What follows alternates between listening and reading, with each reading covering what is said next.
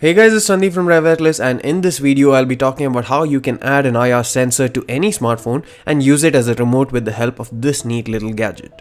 This is a product from Basius. All that you need is a smartphone with a USB Type-C port and also USB OTG functionality. The IR blaster is roughly the size of a small pen drive and comes with protective silicone case. All you need to do is remove it from the casing and plug it into the Type-C port on your smartphone.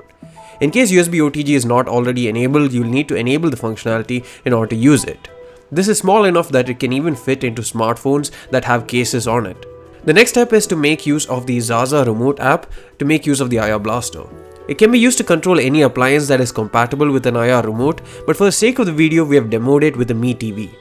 It's very simple. Open the app, grant permission, select the product of your choice and confirm once the app is able to trigger your TV or product, as each product will have a different IR signal that can control it. It's a neat little gadget that can drastically help improve ease of use. I personally love IR blasters on phones, but sadly apart from Xiaomi and some Honor or Huawei devices, not many others have it. With this you can easily add the functionality. It also comes with a protector that you can use to add to your keychain, so you always have it handy. Please do note that the manual says that some Oppo and Vivo devices may face compatibility issues, but we had no issues on our other devices including OnePlus and Pixel 2. The product costs around $7 to $10 depending on where you get it from, but is definitely worth the price.